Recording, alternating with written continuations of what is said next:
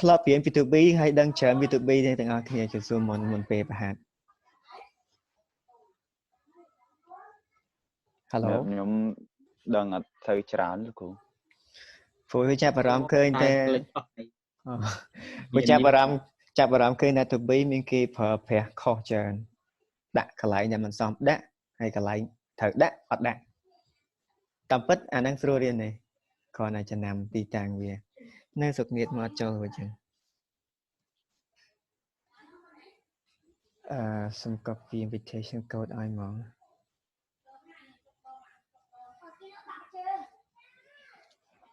ម្នាក់ទៀតតែឥឡូវមើលសំណួរនេះបដាខ្ញុំមានសំណួរឲ្យមើល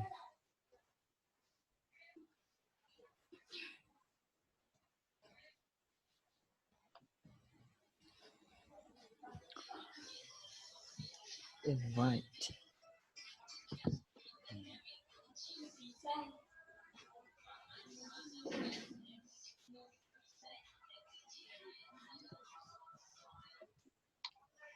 មកទៀតសំសួរទៅលោកគ្រូអញ្ចឹងពួកយើងនៅពេលក្រោយទៅគឺយើងជួបគ្នានៅម៉ោង 7 កន្លះហ្នឹងហើយយើង live class ថតជាវីដេអូខ្លះថ្ងៃណាខ្លះទៅគ្រូលវលបើជាគឺថតជាវីដេអូទុកឲ្យបាទ incorrect អត់ដឹងមិនដែរចូលគ្រប់គ្នានៅ incorrect ម្នាក់សុំតិចទៀត where សុំបិទ screen បន្តិច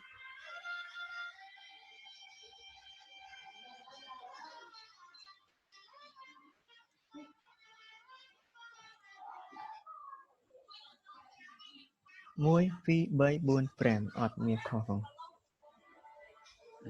ថាយ៉ាងម៉េចសុំចាំកត់បន្តិចចាចាំក៏សួរបន្តិចទៀតអញ្ចឹងអ្វីដែលច្រឡំប្រើរត់ដល់ហ្នឹងច្រឡំរបៀបម៉េចច្រឡំដែលប្រើធឹបពីក្នុងការរសេរច្រើនហើយចាប់អារម្មណ៍គិតតែខ្លួនឯងដឹងថាខុសឬអត់ព្រោះការច្រឡំមានពីរអ្នកខ្លះច្រឡំ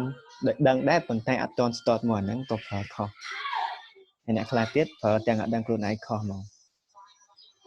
ប្រើតែគិតនៅក្នុងចិត្តថាដាក់ត្រូវប៉ុន្តែតាមពិតអត់ត្រូវចឹងហ្នឹងចាំមកបំភ្លឺខ្លះទៅបីចឹងនឹងកាត់កាន់ទៅជាច្រើនផ្នែកឲ្យយល់វាច្បាស់តិចទៀតបើឆ្លើយគេដាក់ incorrect ហ្នឹងឥឡូវសុកនេះសាកចុចតាម link ហ្នឹងចូលហ្មងAndroid ឬក៏ iPhone incorrect ចូលបាន4នាក់ឲ្យ incorrect មួយបាយមកពីតា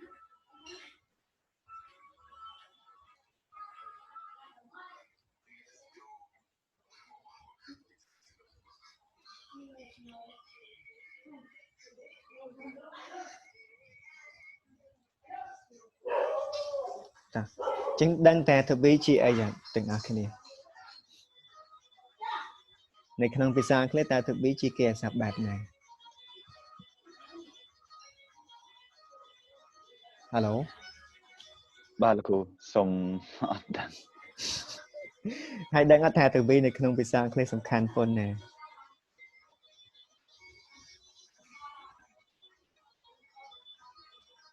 ហើយនៅក្នុងគេអាស័ព្ទ to be ហ្នឹងតែវាបែងចែកជាផ្នែកទូចៗរបស់វាប្រហែលព្រោះ to be ពេលយើងប្រើយើងអត់ប្រើជា be អញ្ចឹងឯងជាងប្រើវាជា am is ឬក៏ are ឬក៏អីចុចអញ្ចឹងអូនសុំស្ងាត់ទេជាងប្រើវាជា am is ឬក៏ are អញ្ចឹងពពួក Android Android click លើ link ហ្នឹងជើផ្ញើឲ្យហ្នឹងហើយអាចចូលបានហើយសមមួយជាប់rồiអញ្ចឹងសំណួរហ្នឹងពេលចាប់ផ្ដើមឆ្លើយអត់ចេញទេសង្ឃឹមមករៀនចប់មកហ្នឹងឆ្លើយសំណួរទាំងអស់ហ្នឹងចេញបាទឥឡូវសំណួរទូចមួយទៀតបើសិនជាប្រយោគអញ្ចឹងផ្លោះហ្នឹងគួរបំពេញ to be រូបរាងមួយណាជា am ជា is ឬក៏ are is លោកគ្រូ is ច្បាស់ហើយច្បាស់យ៉ាច្បាស់តែអាហ្នឹងបំពេញ is មូលហេតុដោយសារប្រធានជាបំពេញ is អត់មាន John am a doctor John តាមពិតបំពេញខុសពី is ក៏ត្រូវដែរយើងអាចបំពេញ John was a doctor ប៉ុន្តែអត្ថន័យវាខុសគ្នាជាងការប្រើប្រាស់ to be គ្រាន់តែយើងសម្រេចចិត្តថាប្រើទម្រង់មួយណាហ្នឹងអត្ថន័យរបស់វាផ្ដោតហ្នឹងគឺខុសគ្នាបាទដែរអញ្ចឹងមុនពេលដែលយើងសម្រេចចិត្តប្រើ to be មួយណាយើងត្រូវគិតថាតើយើងកំពុងចង់ប្រាប់គេព័ត៌មានតកតនឹងអីចាំថាពេលយើងប្រើ is មានន័យថារឿងហ្នឹងអត់ទាន់ចប់ទេរឿងហ្នឹងជារឿងធម្មតាកាត់ឡើងទូទៅ John is a doctor មានន័យថា John ហ្នឹងរាល់ថ្ងៃការងារគាត់ជាគ្រូពេទ្យទោះជាគាត់អត់ប្រាប់ថាថ្ងៃជាគ្រូពេទ្យក៏យើងដឹងដែរព្រោះគាត់អាចធ្វើជាគ្រូពេទ្យតែមួយថ្ងៃទេអញ្ចឹងនៅក្នុងភាសាអង់គ្លេសនេះជាចម្លើយរបស់សំណួរទី1មិញសួរថា what is to be To be is a special verb in English នៅក្នុងភាសាអង់គ្លេស to be នេះជាគេហៅសព្ទពិសេសមួយនៅតែសុខនិតចូលទៅវិញ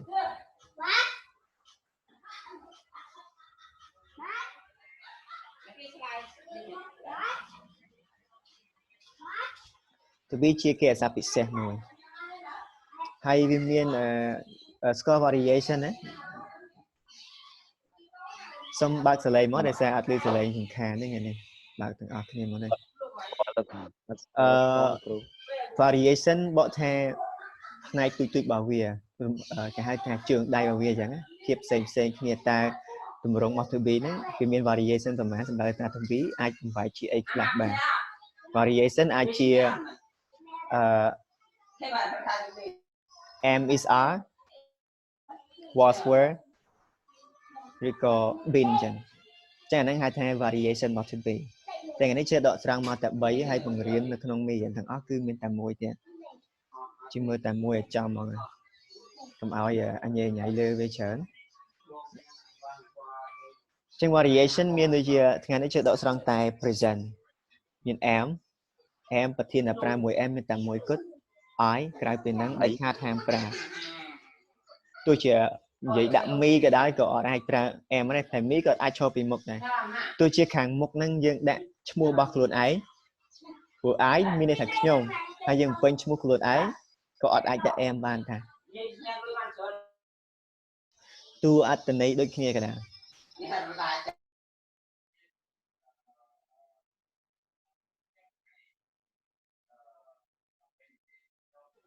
អញ្ចឹង am ហ្នឹងគឺប្រើបានតែជាមួយ I មួយគត់តែយើងមានក្រៅពី am យើងមាន is មានច្រើនជាងអាចប្រើជាមួយ he is ជាងអាចប្រើជាមួយ she is ហើយនឹង it is នឹងមានទៀតឲ្យតែនាមអីក៏ដោយដែលមានអត្ថន័យអាចជាជំនួសដោយ he she it ទាំងបានដូចជាឈ្មោះ John ដែរមិញ John ជាមនុស្សប្រុសជាងអាចជំនួសបានដោយ he ឬក៏ម្នាក់ទៀតឈ្មោះ Maria ហ្នឹងជាស្រីយើងអាចជំនួសបានដោយ she អញ្ចឹងបើឃើញឈ្មោះម្នាក់អញ្ចឹងយើងអាចប្រើ is បានហើយនឹង are ក៏មានច្រើនដែរយើងមាន you are they are ហើយនឹងផ្សេងទៀតជាងមានជាឈ្មោះរបស់មនុស្សច្រើនឬក៏ឈ្មោះរបស់វត្ថុច្រើនឲ្យតែច្រើនលើសពីមួយជាងប្រើ are ទាំងអស់អញ្ចឹងម្នាក់បើសិនជាខ្លួនឯងហើយដាក់ពាក្យ I យើងប្រើ am តែបើនិយាយឈ្មោះខ្លួនឯងទោះជាយើងនិយាយឈ្មោះខ្លួនឯងក៏ត្រូវតែប្រើ is ដែរបើពាក្យនឹងមិនមែនជា I ចឹងយើងមាន I am he is she is it is you are they are អត់ឃើញសុខនិតចូលមក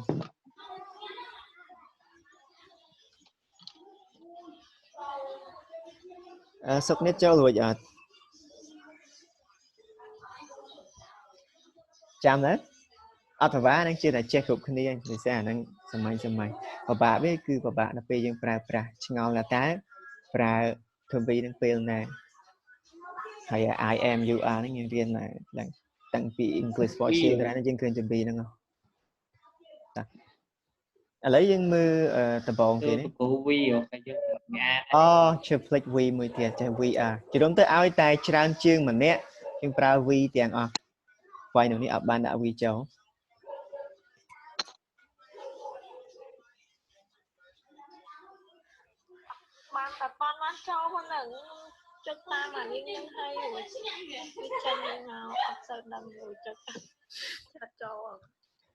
screenshot ចាំមើលមួយសារទៀតមក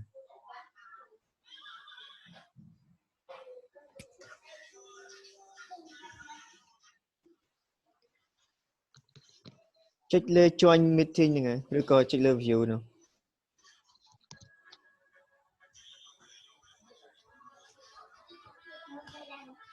តោះជាមើលដំបង what is she ឬក៏ who is she ចាំប្រាប់ដំបងការប្រើប្រាស់ដំបងគឺយើងប្រើ to be ដើម្បីបង្ហាញថានរណាម្នាក់ជាអីឬក៏មនុស្សនឹងជានរណាបង្ហាញអត្តសញ្ញាណរបស់ម្នាក់ហ្នឹងចឹងនៅពេលដែលក្នុងចិត្តយើងចង់បង្ហាញថាម្នាក់នឹងជាអីគិតរក to be មុនគេ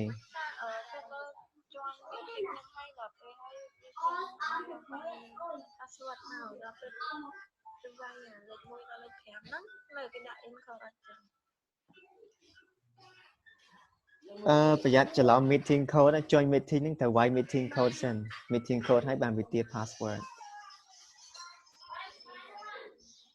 ហើយអញ្ចឹងទី1គឺយើងប្រើវាដើម្បីបង្ហាញថានរណាម្នាក់ជាអ្វីឬក៏ជានរណាឥឡូវយើងមើលរូបភាពម្នាក់ជាអី She's a teacher yes a teacher អញ្ចឹងគាត់តែឃើញដឹង a teacher គាត់ជាគ្រូបង្រៀនអញ្ចឹងយើងអាចប្រើ is សម្រាប់រូបភាពនឹងបានច្រើនប្រភេទអញ្ចឹងអាចនិយាយប្រយោគថា she is a teacher នាងគឺជាគ្រូបង្រៀនម្នាក់នេះជា variation ទី1ជារបៀបទី1ដែលយើងអាចប្រើ is ជាមួយនាងហើយជាមួយនឹងមុខរបរដែលនាងធ្វើហើយយើងអាចបង្កើតរូបភាពដដែលហ្នឹងជាមួយvariation ផ្សេងរបៀបសរសេរផ្សេងខុសគ្នាប៉ុន្តែ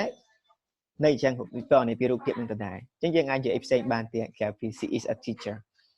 គ្រាន់តែមើលលើរូបភាពហ្នឹងសុំសំណាងអាចរកនឹកឃើញក្រៅពី she is a teacher អាចតែងប្រយោគអីផ្សេងទៀតតាក់ទងនឹងរូបហ្នឹងតាក់ទងជាមួយនឹងគ្រូបង្រៀនពណ៌នាពីរូបភាពមួយហ្នឹង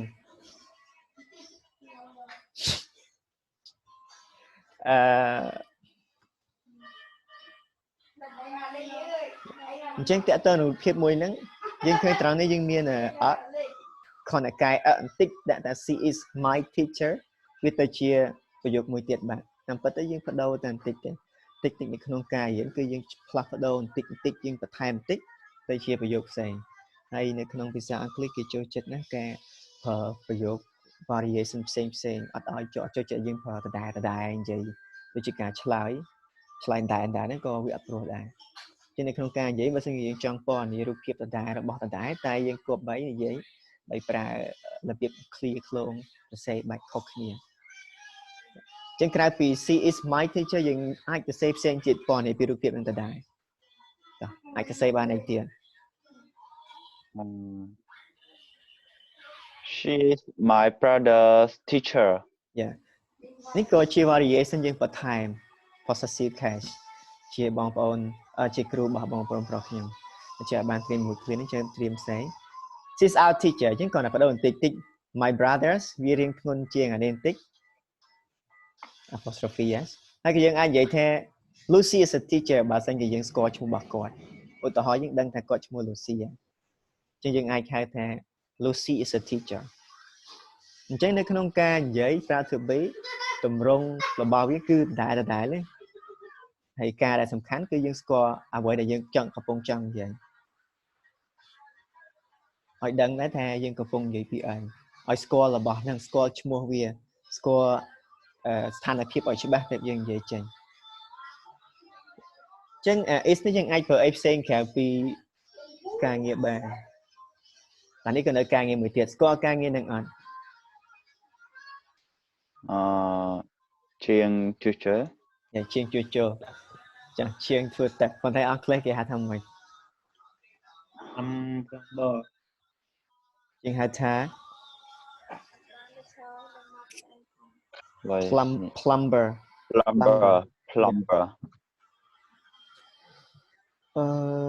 ចាំមើល video នឹងជា record ទុកហើយជាទៅ post ដាក់ Google Classroom ឲ្យមើលភាសាទៀតហើយភាសាសុខអ្នកអាចបានចូលមើលថ្ងៃហ្នឹងតែត្រូវតែធ្វើ homework ទៅដែរចាំថ្ងៃស្អែកជិះដោះ password ចោលអត់ដឹងតែដាក់ផងភ្លេចខ្លួន plumber yeah a plumber ជាជាងជួសជុលទឹកអញ្ចឹងបើនិយាយពី to be ស្រួលទេតែបើសិនយើងចង់យក to be យកមកនិយាយក្នុងស្ថានភាពជាក់ស្ដែងយើងគិតថាពិបាកតាមពិតមិនមែនពិបាកមកពី to be ទេពិបាកមកពី vocabulary របស់យើងនឹងមានកំណត់ដើម្បីពណ៌នាអំពី plumber បានលុះត្រាតែយើងចេះពាក្យ plumber អត់ចេះអត់បានអាហ្នឹងឯងដែលយើងឃើញភាពសំខាន់របស់ vocabulary ឥឡូវយើងស្គាល់ថាម្នាក់ហ្នឹងជា plumber តែយើងអាចតែងប្រយោគមិនបានខ្លះដោយប្រើជាមួយ plumber ជាឃើញភេទរបស់គាត់ហ្នឹងគាត់ភេទអីគេភេទប្រុសអញ្ចឹងប្រធានមកយើង subject pronoun យើង select យក he យើងអាចផ្ដើមដោយ he ហើយការងាររបស់គាត់គឺ plumber គាត់ជាមនុស្សតែម្នាក់អញ្ចឹងបើម្នាក់យើងប្រើ is គាត់ជាមនុស្សប្រុសយើងប្រើ he ការងាររបស់គាត់យើងស្គាល់ a plumber អញ្ចឹងយើងអាចនិយាយថា he's a plumber គាត់គឺជាគាត់គឺជាជាងជួសជុលទឹកយើងជួសជុលប្រព័ន្ធទឹកអញ្ចឹងអាចបដូរ variation ផ្សេងដូចជើប្រាប់អញ្ចឹងថាបដូរតាមបន្តិចមកវាទៅជាប្រយោគផ្សេងប៉ុន្តែអាបន្តិចរបស់យើងវាមានអត្ថន័យខុសគ្នាបន្តិចដែររាល់ការប្រើប្រាស់របស់យើងស្ទើរយើងបដូរមកបន្តិចអត្ថន័យរបស់ប្រយោគហ្នឹងវាបដូរមកបន្តិចដែរអាបន្តិចហ្នឹងវាអាចធ្វើឲ្យប៉ះពាល់ដល់អារម្មណ៍អ្នកស្ដាប់ជាការមកបន្តិចហ្នឹងមកពាក្យមែនតែមកពាក្យវាក៏ជាយាមចុចដែរចុចមិនក៏អត់ត្រូវម្សិលមិញចូលកាម្សិលមិញមកអត់មាន password ទេហើយវាយ classroom code ចៅទេមែនតែអត់ចូលមួយហើយជាងអាចនិយាយផ្សេងបានថា he's my favorite plumber អីគេ favorite ហ្នឹងខុសគ្នាតាមបន្តិចដែរចំណូលចិត្តនៅពេលនេះយើងបកថាដែរចូលចិត្តគាត់គឺជាជាងជួយទឹកដែលខ្ញុំចូលចិត្តអញ្ចឹងបើសិនជាលុប favorite plumber ទៅគាត់នៅតែជាជាងជួសជុលទឹកដែរតែបើយើងនិយាយទៅទេថាគាត់ជាជាងជួសជុលទឹកយើងដឹងថាជួសជុលធម្មតាមិនដឹងថាគាត់ធ្វើល្អឬអត់ចរិតក្រឹតពីរបស់គាត់មកជួសជុលធ្វើក្អើកកតោមដាក់ម្ចាស់ផ្ទះឬទេតែបើយើងគ្រាន់តែបន្ថែមមកពាក្យនេះថា my favorite ការងាររបស់គាត់នៅតែជាជាងជួសជុលទឹកប៉ុន្តែវាដូចជាបង្ហាញពីចរិតលក្ខណៈរបស់គាត់ថាជាជួសជុលទឹកដែលធ្វើសេវាកម្មផ្ដល់សេវាកម្មដល់គេបានល្អជាងតែអញ្ចឹងការប្រើប្រាស់ពាក្យទើបជាចំណុចដែលពិបាករបស់វាជាងបញ្ជាក់យើងអាចថា is my favorite plumber ក៏គឺជាជាងជួសជុលទឹកដែលខ្ញុំចូលចិត្តយើងមើលប្រយោគបែបធម្មតាទេប៉ុន្តែបើយើងពិចារណាឲ្យជ្រៅយើងនឹងឃើញថាយើងនឹងឃើញដល់ចរិតរឹកពាក្យរបស់អ្នកជួសជុលទឹកគ្រាន់តែការប្រើប្រាស់ពាក្យពេចន៍តែមួយពាក្យទេអញ្ចឹងដូចបានជឿប្រាប់យើងថាមួយពាក្យអាចប៉ះពាល់ដល់ប្រយោគទាំងមូលបានប៉ះពាល់ដល់អារម្មណ៍របស់អ្នកស្ដាប់របស់យើងឬក៏អ្នកដែលយើងសរសេរហ្នឹងទៅមានតែថតរូបឲ្យមើលទេ screenshot ឲ្យមើលតែយើងទៅទៀតតែយើងអាចទៅសេអីបានទៀតតទៅនឹងរូបភាពហ្នឹង My friend is a plumber អាចទៅសេអញ្ចឹងបាននៅក្នុងករណីបើសិនជាម្នាក់នៅក្នុងរូបភាពជាមិត្តភក្តិរបស់យើងអញ្ចឹងដូចតែជើប្រាប់ទៀតគ្រាន់តែយើងប្រាប់ថា my friend អ្នកស្ដាប់គេដឹងទៀតថាអ្នកជួសជុលទឹកមានតំណែងមកយើងតែយើងមើលរូបរាងគាត់សង្ហាអត់ឥឡូវឃើញរូបរាងគាត់សង្ហាអញ្ចឹងបើសិនជាចង់ពណ៌នារូបរាងយើងគ្រាន់តែបន្ថែមពាក្យដែលបង្ហាញពណ៌នាពីរូបរាងមកតែ handsome មក he's a handsome plumber គាត់គឺជាជាងជួសទឹកដ៏សង្ហាម្នាក់ដោយសារគាត់ជាជាងជួសទឹកសង្ហាហ្នឹងហើយបានជាខ្ញុំចូលចិត្តគាត់អញ្ចឹងយើងគ្រាន់តែនិយាយប៉ុណ្ណឹងដឹងទៀតហើយថាអ្នកនិយាយហ្នឹងជាមនុស្សប្រុសឬក៏មនុស្សស្រីគេច្រើនអ្នកនិយាយជាមនុស្សស្រីហើយបើសិនជាមនុស្សប្រុសតែមនុស្សប្រុសចរិតបែបណាចាអញ្ចឹងគ្រាន់តែការប្រើប្រាស់ពាក្យពេចន៍ស្បិតប្រយោគខ្លីមែនតែយើងអាចពិចារណាបានច្រើនហើយនៅពេលដែលយើងនិយាយខ្លួនឯងនៅពេលយើងចង់និយាយគឺទាមទារឲ្យយើងគិតពិចារណាអញ្ចឹងព្រោះការប្រើប្រាស់ពាក្យពេចន៍យើងអាចប៉ះពាល់ដល់អារម្មណ៍របស់អ្នកស្ដាប់ប៉ះពាល់ខ្លាំងពាក្យខ្លះធ្វើឲ្យគេអន់ចិត្តអីចឹងទៅអាចទៅសេបានទៀតឥឡូវក្នុងករណីដែលយើងស្គាល់ឈ្មោះគាត់យើងអាចនិយាយថា Jake is a plumber yeah Jake is a plumber គ្រាន់តែបដូរ he មក Jake យើងដឹងថាម្នាក់នេះ score check ហ្នឹងគេណា check is a plumber មានន័យថាម៉េច check គឺជាជាងតតាំង ជាជាងតទឹកហើយយើងដឹងទៀតថានៅពេលដែលយើងប្រើ check មានន័យថាប្រយោគហ្នឹងយើងត្រឹមតែនិយាយម្ដងហើយអ្នកស្ដាប់អត់តមកស្ដាប់ប្រធានបទហ្នឹងពីមុនទេតែបើយើងប្រើពាក្យ he មានន័យថាយើងធ្លាប់និយាយពី check ម្ដងហើយនិយាយគ្នាតទៅនឹង check ហើយបានប្រាប់ថា he's a plumber ឧទាហរណ៍ថា check ជាមិត្តភក្តិរបស់យើងអ្នកផ្សេងនេះក៏ស្គាល់ឈ្មោះ check ហើយចុងក្រោយយើងណែនាំមិត្តភក្តិមិត្តយើងថា he's a plumber គាត់គឺជាជាងជួសជុលទឹកជាមិនចាំបាច់និយាយ check is a plumber ទៀតទេអញ្ចឹងនៅព្រោះណាការប្រើប្រាស់ he ហើយនឹង check ហ្នឹងក៏មានអត្ថន័យខុសគ្នាដែរនៅពេលដែលយើងនិយាយពេលដែលយើងស្ដាប់អាការយល់បន្តិចហ្នឹងជួយឲ្យយើងយល់ឲ្យតែអត្ថបទតរិតទៅខ្លាំងយ៉ាអញ្ចឹងរាល់ប្រយោគយើងឃើញប្រយោគមានប្រយោគខ្លះខ្លីប្រយោគខ្លះវែងប៉ុន្តែតម្រងរបស់វាអត់ខុសគ្នាទេគឺទៅសេរីតែមួយ3ផ្នែកជាមានផ្នែកពីមុខនេះបង្ហាញពីមនុស្សមានប្រឡោះកដាជា to be ពីចុងក្រោយមិនមែនជា object ទេគេហៅវាថា complement ជាពាក្យបំពេញនៅឲ្យប្រធានខាងមុខនេះបើឃើញ is នៅប្រឡោះកដាប្រធានហើយនឹងអា complement ហ្នឹងជារបស់តែមួយជាមនុស្សតែមួយអញ្ចឹងជាងជួសជុលជាណាជាគាត់ជាជាងជួសជុលទឹកក៏អត់មានធ្វើអីលើជាងជួសជុលទឹកហ្នឹងទេលក្ខណៈពិសេសរបស់ to be គឺវាអញ្ចឹងបើប្រើគេអាសាផ្សេងមានន័យថាប្រធានធ្វើអំពើលើកម្មបទ subject verb object តែបើយើងប្រើគេអាសា to be នេះវាមានអត្ថន័យពិសេសរបស់វាមួយគឺប្រធានមិនមែនធ្វើអំពើលើកម្មបទទេប៉ុន្តែប្រធាននឹងឯងជាកម្មបទឬក៏មិនជាកម្មបទជា complement ហ្នឹងឬក៏ complement ហ្នឹងជាអារម្មណ៍របស់ប្រធានអញ្ចឹងអត់មានអំពើទេក្នុងហ្នឹងអញ្ចឹងប្រយោគដែលមាន to be ប្រឡោះកដាប្រយោគហ្នឹងអត់មានអំពើទេជាទូទៅគេនិយាយលក្ខណៈ state នៅក្នុងភាសាអង់គ្លេសគេហៅថា state ជារបៀបថារបស់ដែលគ្មានអំពើវាជារបស់ដែលថេររបស់ដែលនឹងរបស់ដែលកើតចឹងជាទូទៅអញ្ចឹងបើគាត់ជាជាងជួសជុលទឹកមានន័យថាគាត់ធ្វើការជាជាងនឹងរាល់ថ្ងៃយើងទៅមុខទៀតឥឡូវយើងឃើញរូបនេះអត់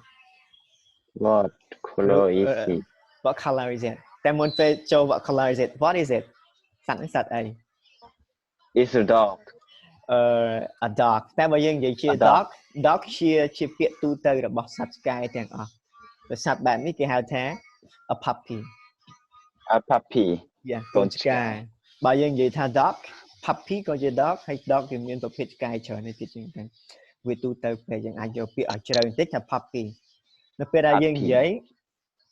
ពាក្យ dog និង puppy អត្ថន័យខុសគ្នាជាពិសេសនៅពេលដែលគេស្ដាប់នៅពេលដែលនិយាយ puppy អ្នកស្ដាប់នឹងអារម្មណ៍ល្អហ្មងថាកូនឆ្កែគួរឲ្យស្រឡាញ់ដោយរូបអញ្ចឹងតែបើនិយាយថា dog អ្នកស្ដាប់ពាក្យច្រើននឹកឃើញឲ្យឆ្កែកាចអញ្ចឹងគ្រាន់តែការប្រើប្រាស់ពាក្យទោះបីជាពាក្យនឹងជា synonym ជាពាក្យដែលមានន័យដូចគ្នាក៏ដោយប៉ុន្តែវាធ្វើឲ្យអារម្មណ៍របស់អ្នកស្ដាប់នឹងគេគិតទៅផ្សេងអញ្ចឹងទាមទារឲ្យយើងប្រើជ្រើសរើសពាក្យឲ្យព្រោះឲ្យសមអញ្ចឹងនៅក្នុងនេះ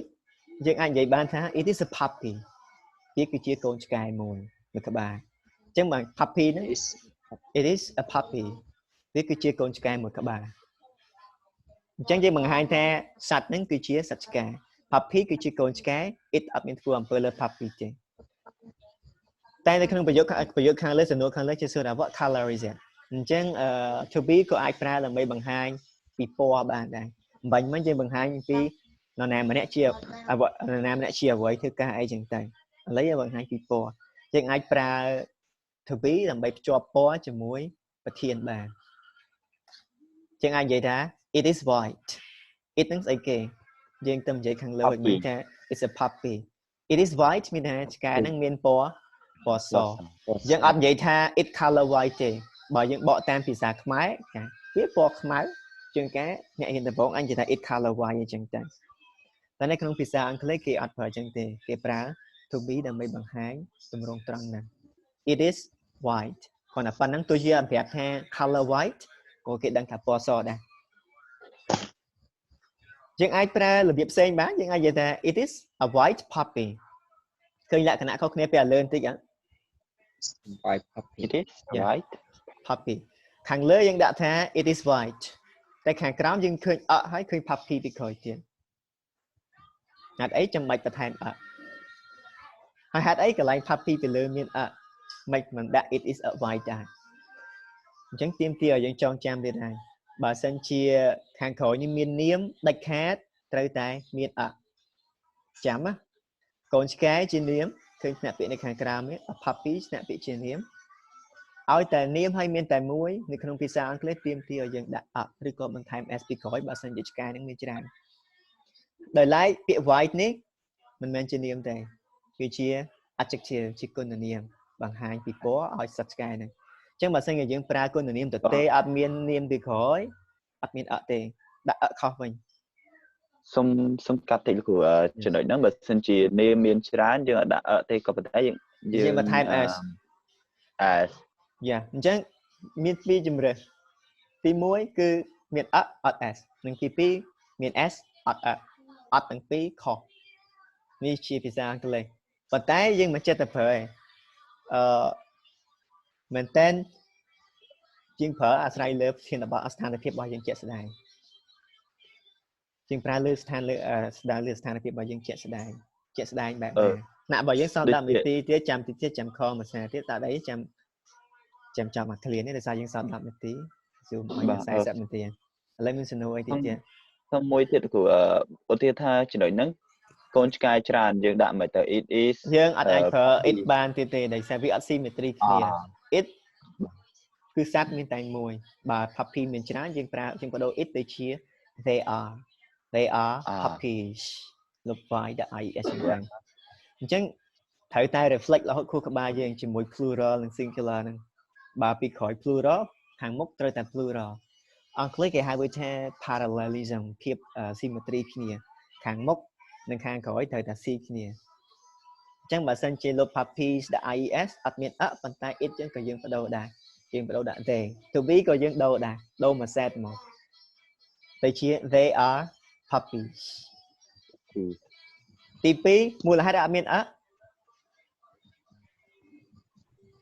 មិនចេះតាមប្រាប់រួចហេតុអីបានជាយើងអត់ថែមដោយសារតែវាអត់មាននាមនៅជាមួយយ៉ាដោយសារតែវាអត់មាននាមនៅជាមួយអញ្ចឹងចាំបើសិនជាយើងចង់បង្ហាញពីពណ៌យើងត្រូវប្រើ to be ប៉ុន្តែបើពណ៌ហ្នឹងខាងក្រោយពណ៌ហ្នឹងអត់មាននាមទេយើងអត់ប្រើទេអញ្ចឹងគុណនាមហ្នឹងបញ្ជាក់ន័យឲ្យទៅបើជាទូទៅយើងដឹងហើយថាគុណនាមបញ្ជាក់ន័យឲ្យនាមបើអត់មាននាមពីក្រោយតែវាបញ្ជាក់ន័យឲ្យអ្វីវាបញ្ជាក់ន័យឲ្យ it ហ្នឹងហ្មងបើគ្មាននាមវាបញ្ជាក់ន័យឲ្យ it តែបើមាននាមវាបញ្ជាក់ន័យឲ្យនាមនៅខាងក្រោយយើងមើលប្រយោគទី3មាន puppy ពីក្រោយអញ្ចឹងគុណនាមនេះវាអត់បញ្ជាក់ន័យឲ្យ it ខាងមុខទេវាបញ្ជាក់ន័យឲ្យ puppy នៅខាងក្រោយនេះអញ្ចឹងហើយមកយើងត្រូវបន្ថែមហើយអាម្ដុំទាំងមូលហ្នឹង white puppy បញ្ជាក់ន័យឲ្យ it នេះវិញវាបញ្ជាក់ពីរជាន់ប៉ុន្តែចុងក្រោយនៅតែ it នឹងដដែលគ្រាន់តែយើងបដូរទម្រង់នៃការប្រើយើងអាចបដូរ style បានយើងអាចនិយាយថា the puppy is white កូនឆ្កែហ្នឹងមានពណ៌សគ្រាន់តែបដូរ it មក the puppy ទៅជាប្រយោគផ្សេងហើយត្រង់នេះអត់មានដាក់ទេហើយកុំនិយាយថា the puppy is a white puppy អត់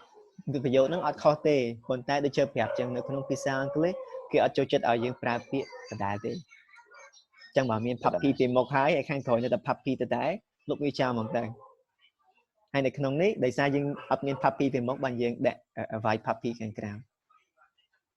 អញ្ចឹងយើងអាចនិយាយថា it is a white puppy ប៉ុន្តែយើងអត់និយាយបានថា the puppy is a white puppy ទេនិយាយទៅវាមិនខុសនៅក្នុងវេយ្យាករណ៍ទេប៉ុន្តែវាឆ្កងសម្រាប់អ្នកស្ដាប់អារម្មណ៍គេអត់ល្អនៅពេលដែលគេស្ដាប់ប្រយោគនេះហើយដូចគ្នាទោះជាប្រយោគវែងខ្លីមិនប្រយោគនៅតែកាត់ជា3ខ្ទង់នឹងដដែលយើងមាន subject ពីមុខមានព្រួយកន្លោះកណ្ដាលហើយហ្នឹងadjective នៅខាងក្រៅតែយើងមាន exercise បន្តិចដោយសារថ្នាក់យើងនៅសល់តែ6នាទីហើយមើលខាងមុខ puppy នេះមាន and មាន the ត្រង់ណាជិត the puppy is white puppy is white ដូចជាប្រាប់ចឹងថាបើសិនជានាមមានតែមួយដែលខាតត្រូវតែមានអីនៅមុខវាការប្រើមានន័យថាឆ្កែ បើយើងនិយាយយើងអត់ដឹងថាឆ្កែមួយណាទេឆ្កែទូទៅដឹងតែឆ្កែមួយក្បាលអញ្ចឹងឆ្កែធម្មតាឆ្កែទូទៅមានពណ៌គ្រប់យ៉ាងមានអាចឆ្កែសអាចឆ្កែខ្មៅបើយើងប្រើដាក់គឺយើងសំដៅលើឆ្កែណាមួយដែលយើងកំពុងនិយាយគ្នាឃើញឆ្កែនៅខាងមុខអញ្ចឹងយើងត្រូវតែប្រើដាក់ the puppy is white ឆ្កែហ្នឹងមានពណ៌សអញ្ចឹងដាក់នៅខាងមុខនេះគេប្រើដើម្បីបង្ហាញគេហៅ specific to specify the thing ដើម្បីធ្វើឲ្យនាមហ្នឹងវាជាក់លាក់ដូចជាកំណត់ថាយើងនិយាយពីនាមមួយហ្នឹង lock វាទុកចឹងឥឡូវមើល exercise មួយគួរប្រយោគនេះគួរដាក់ to be ត្រង់ណា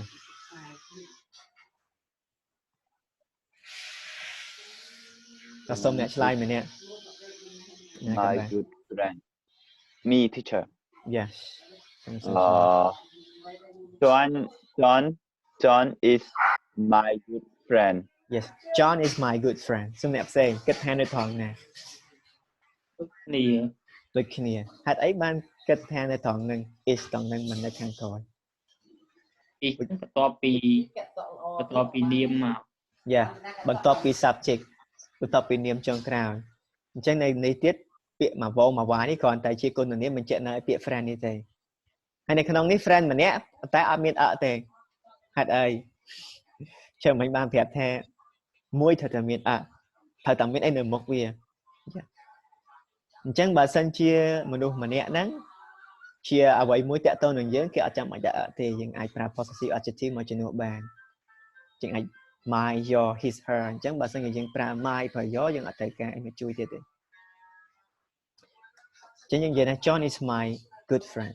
តែមួយទៀតនៅត្រង់ណា to be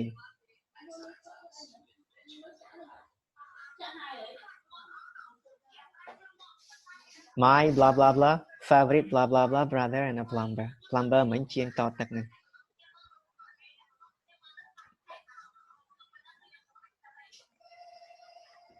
មានបងណាឆ្លើយសុំដូចជាអត់លឺសលេងភិរមមិញឆ្លើយណាអ្នកទៀត Samsung Galaxy សាមញ្ញនឹងឈ្មោះអីតិចបាទហើយ My favorite brother is a plumber yes good យ៉ាងត្រង់ហ្នឹងយើងនិយាយថា my favorite brother is a plumber អញ្ចឹងចំណាំទៅបើសិនជាឃើញត្រង់ណា to be គេទៅដាក់ពីមុខហ្នឹងហើយនៅក្នុងកន្សោមនាមមួយហ្នឹងដាច់ខាតត្រូវតែឈរមុខគេហ្មងអញ្ចឹងបើសិនជាមានស្រួលចំណាំហើយបើសិនជាយើងឃើញ my your his her អីហ្នឹងអាហ្នឹងប្រើជំនួសហ្នឹងដែរអញ្ចឹងបើឃើញអាហ្នឹងគឺអាហ្នឹងឯងជាក្បាលមុខគេយើងត្រូវដាក់ to be ពីមុខហ្នឹងឃើញដាក់ពីមុខឃើញ my ដាក់ពីមុខ my អញ្ចឹង my favorite brother is a plumber បងប្អូនប្រុសដែលខ្ញុំចូលចិត្តជាងគេនេះគឺជាជាងតទឹកនេះចុងក្រោយ her skin white is ដាក់ត្រង់ណា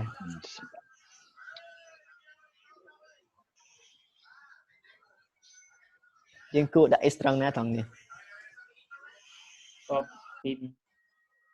her skin is white her skin is white យើងដាក់ពីមុខពណ៌បើសិនជាមានពណ៌តែអត់មាននាមខាងក្រោយគុណនាមហ្នឹងត្រូវតែto be ហ្នឹងត្រូវតែយកពីដាក់ពីមុខពណ៌ហ្នឹងមកអញ្ចឹងmấyថ្ងៃហ្នឹងដោយសារយើងសល់ម៉ោងតែ2នាទីយើងសង្ខេបមកវិញណា summary សួរមកវិញតើ to be ជាអីមុនពេលរៀនយើងអត់ដឹងថា to be ជាអីតែមិនជាបានប្រាប់ថា to be ជាគេសាប់បែបណាកិរិយាសព្ទto be ជាកិរិយាសព្ទពិសេស to be ជាកិរិយាសព្ទពិសេសមួយនៅក្នុងភាសាអង់គ្លេស It's a special verb in English ពិសេសមិនគ្រាន់តែដាក់វាចូលមកអត្ថន័យខុសគេបាទជាធម្មតាបើសិនដាក់កិរិយាសព្ទធម្មតាប្រធានធ្វើអំពើលើកម្មបត្តិតែបើយើងដាក់ to be ប្រធាននិងកម្មបត្តិជារបស់តែមួយអត់មាននរណាធ្វើអំពើលើអ្នកណាទេគ្រាន់តែអត្ថន័យក៏វាខុសគេដែរយើងសួរថា how many variation have we learned today ថ្ងៃនេះយើងបានរៀនផ្នែកអីខ្លះតកតង to be គេហៅថា variation ផ្នែករបស់វា to be អាចបំបែកជាអីខ្លះសូមក្តោបតារៀនចូលប្រហាត់ថ្ងៃហ្នឹងហើយ am is are មានតែ3ទេយើងមាន am is ហើយនិង are we have learned 3 variations today and how do you use to be in English ថ្ងៃហ្នឹងប្រហាត់បាន2យ៉ាងការប្រើប្រាស់ to be តែយើងប្រើ to be ដើម្បីបង្ហាញពីអីខ្លះសម្រាប់បង្ហាញថា nè nam mà nè chia vậy dạ tí mũi cứ nó nam mà nè chia vậy này tí phí ជារបស់អី tâm ta hộp sky mình sò it is nó xong rồi nè chạm à ពណ៌សម្បត្តិ yeah trên port này people to describe the color chẳng riêng riêng pi dạng to tell what somebody is or tell the color of somebody or something bằng hai people hay chân trái nó riêng khơi biện